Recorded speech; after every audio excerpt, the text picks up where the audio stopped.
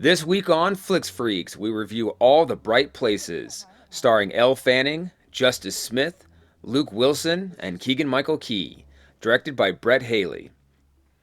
All the Bright Places is a story of two teenagers coping with their depression.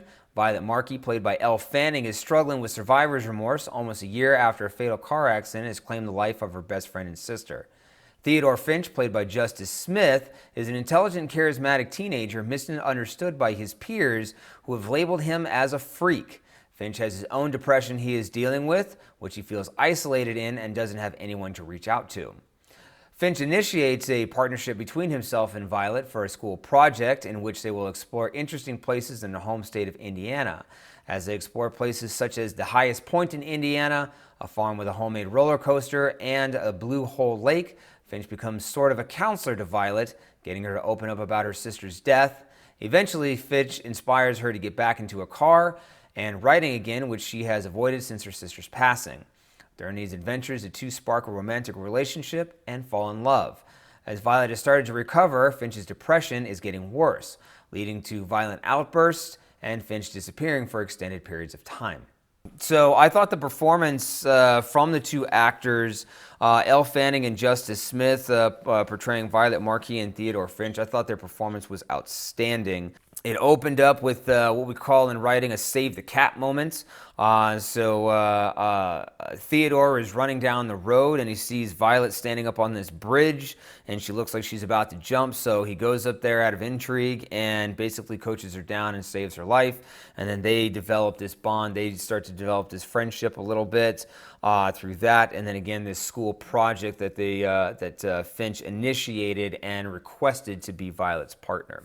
Initially going into this film, I really don't think the trailer did this movie justice at all.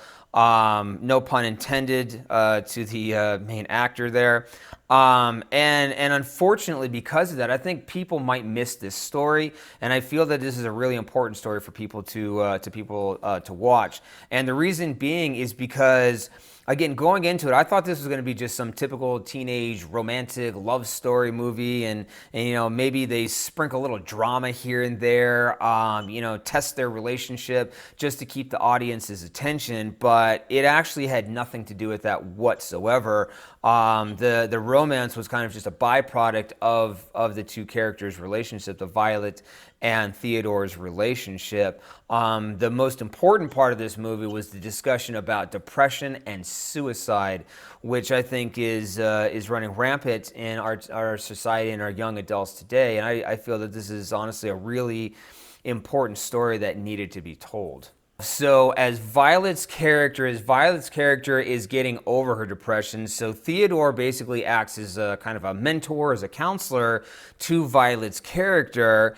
She starts breaking out of her shell. So at the beginning of the story, she's very depressed, she's very sad.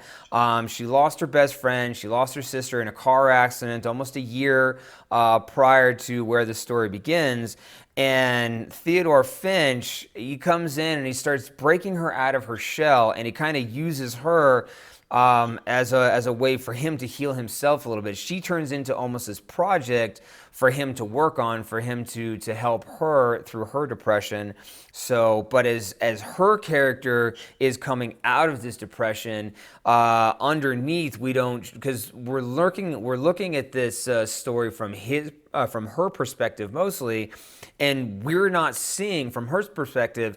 We're not seeing the turmoil that Finch is going through. We're not seeing the depression that he's going through and the problems that he faces, and that he's getting worse and worse and worse. The evolution of the characters was actually brilliant. You got one coming up and you got one coming down. And like I said before, the performances were outstanding. Elle Fanning is really coming into her own skin. She's had some other roles, kind of family movies a little bit, but this one really breaks away from it. Even though it still can be a family movie, it's not necessarily geared towards kids because of the weight of the topic and seriousness of the topics.